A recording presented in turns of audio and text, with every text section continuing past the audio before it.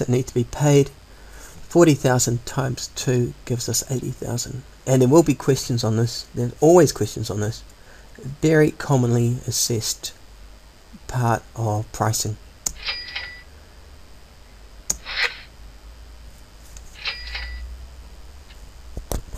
Full cost pricing.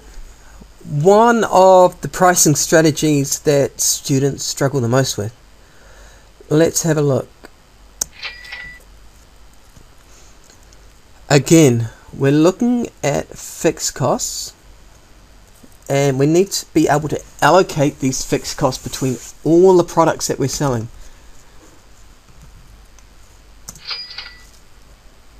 Let's have a look. I'm going to run you through an example, and we're going to use a toy company. The toy company makes 3 types of products. The toy company has $12,000 in fixed costs.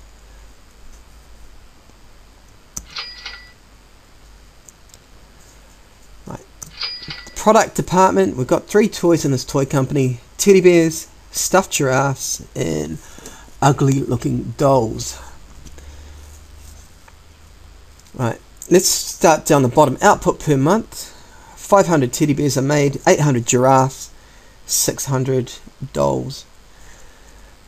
Direct costs are $8, $5, and $6 respectively for those 3 products. Direct costs being those costs directly associated with, and we're not talking about the fixed costs, we're talking about things like material, labor, electricity, all those things that change, that cost more the more we produce, and cost less the less we produce. Right, direct costs. Direct costs are calculated, total direct costs. We've got our direct costs there, right? $8. We're producing 500 of these. We need to, the total direct costs are going to be $8 times 500 teddy bears made. That's $4,000 if we make 500 teddy bears. And confusingly as well, we've got $4,000 for indirect cost allocation. Now, that $12,000 in fixed costs is being divided equally, and evenly. It's the same thing, right? That $12,000 in fixed costs are being divided between the 3 products. $12,000 divided by 3 comes out to $4,000 per teddy bear, $4,000 per giraffe, $4,000 per Cabbage Patch doll. So I just want to run you through this again. Total direct costs. We take the per unit cost, we multiply it by the number of units we're producing. Total direct costs. Indirect cost allocation, we're dividing our fixed costs equally between our 3 products. $12,000 divided by 3, remember we have 3 products, $12,000 divided by 3 is $4,000. So indirect cost allocation, $4,000. That will give us a total cost of producing 500 units.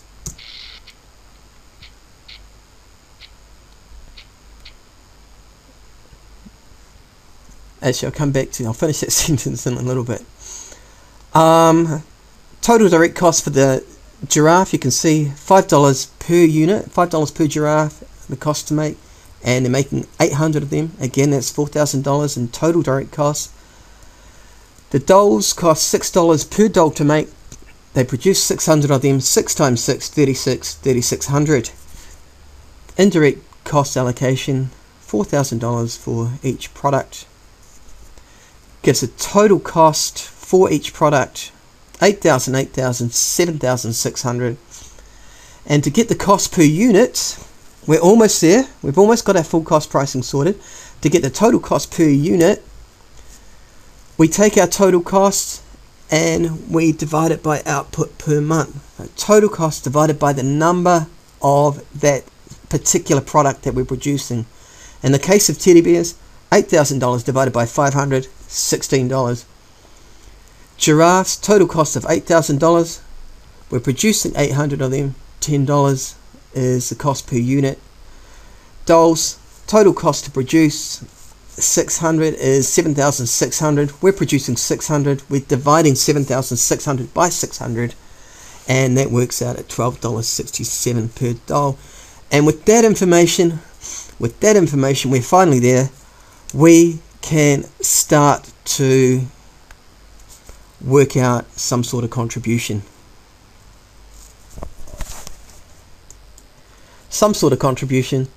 So for the teddy bears, cost per unit is $16. Maybe we want the teddy bear to contribute another $10,000. $10 on top of that to go towards profit. Full cost pricing, very, very similar. We're going to go to advantages and disadvantages now. Right, with overheads, with those fixed costs, full cost pricing gives us the easiest method of allocating overheads. Remember, we had total fixed costs of $12,000 with the toy company example. All we're doing is allocating those overheads evenly, dividing it by the 3 products made. Inexpensive, because it's very easy to use. It's good because managers have greater control in the allocation of the cost of production, and individual departments can be held more accountable for cost. So the teddy bear department could be assessed at how much it's costing to produce teddy bears, and that could be compared to the stuffed giraffe. Disadvantages: it's not the most ideal or accurate method for allocating overheads or fixed costs. For example, teddy bears could take up a fraction of the floor space, a fraction of the CEO's time, a fraction of the marketing budget, and yet they're still being hit for 1/3 of all those fixed costs. The criterion used may give misleading information. For example, less floor space may not mean greater productivity. And in a way, it's quite an arbitrary allocation, so unfair treatment by some departments. A small product and niche market being hit for an equal amount of the cost, equal amount of the fixed cost.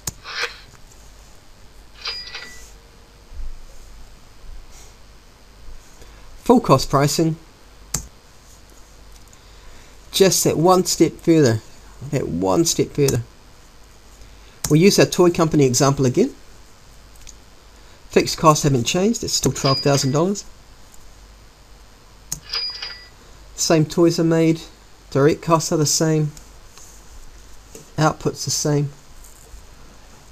Now, full cost pricing, we can base it on how many different things that we want to. In this case, we're just going to use floor space as an example.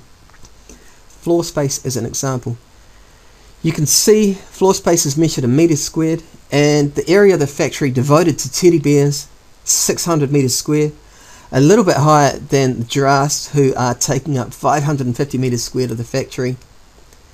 Dolls, significantly less factory space, 350. Hopefully you can see where this is going.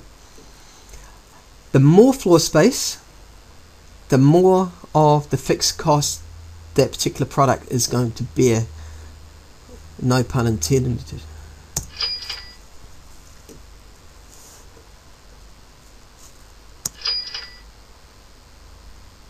Right, again, $8.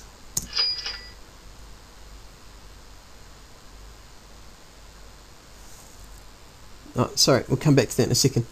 Right, so we're looking at floor space. Floor space is the method we're going to use for our full cost pricing. The teddy bear takes up 600 square meters of the total floor space. So we're going to divide 600 by the total floor space, and I'll do a quick calculation there. Total floor space must be 8, 9, 1500. 600 divided by 1500 times our fixed costs.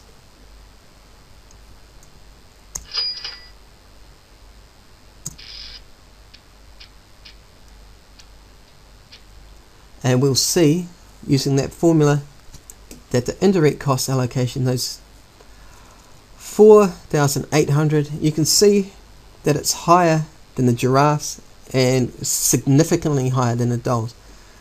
Because the teddy bear is taking up the most floor space, they contribute most to the fixed costs.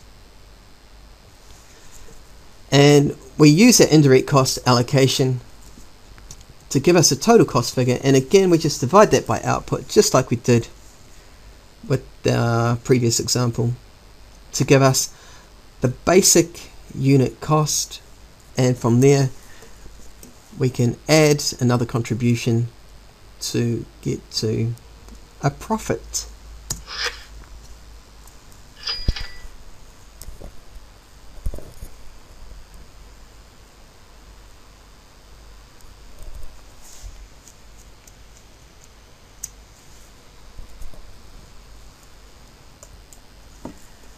Right, and finally we get to absorption cost pricing. We're just taking it a little step further, and we're going to divide up or break down our overheads or fixed costs further. So instead of using one criterion for dividing up the fixed costs, we break it down further and further and further. So we've got the fixed costs of rent, we've got depreciation and marketing we're going to use as an example. Rent, we can divide up the cost, apportion the cost by floor space. The greater the product is using in the factory, the more rent it should be held accountable for. Depreciation, the more capital equipment, the more capital machinery is being used to produce the good, the higher the depreciation cost that product should bear. Marketing very reliant on sales, so perhaps the product with the greatest amount of sales would bear the brunt of the marketing costs. So marketing, we say, could be apportioned by the number of sales.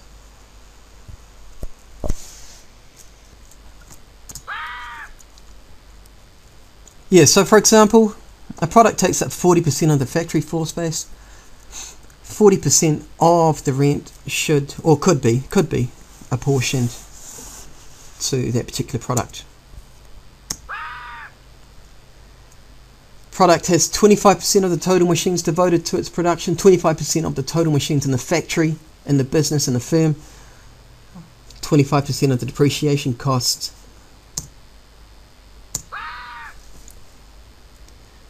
One product accounts for 60% of the firm's total sales. Why not use that as a criterion for allocating marketing costs? And that makes perfect sense. If you've got a very underperforming product, a very new product that is not selling a lot as of yet, it makes it difficult for that product to pay for itself if it has to cover an equal share of the marketing costs.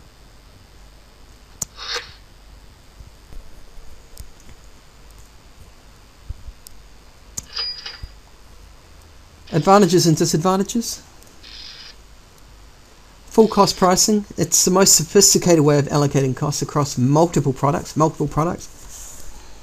Managers are very aware of the total cost of a product, and importantly, the profitability of each product line or department can be examined. Is that teddy bear costing us too much money to make?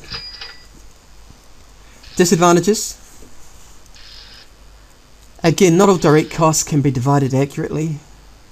More complicated to calculate than full cost pricing. And when things get more complicated, they get more time consuming. You've got to devote resources, human resources, to calculating that cost of business's money. And the relative benefits of this approach may not justify the time, especially if that could be especially applicable for smaller firms.